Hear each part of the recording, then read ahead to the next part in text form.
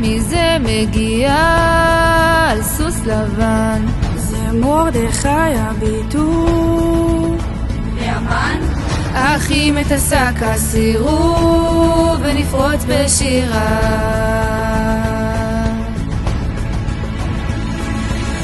איזה מחזה ככה יעשה לאיש אשר המלך הפך.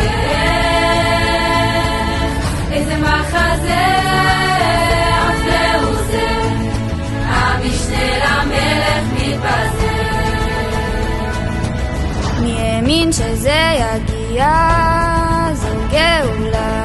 מצום ואפר קמנו לגדולה, ואפילו בהסתרה האמונה ניצחה. האמונה ניצחה.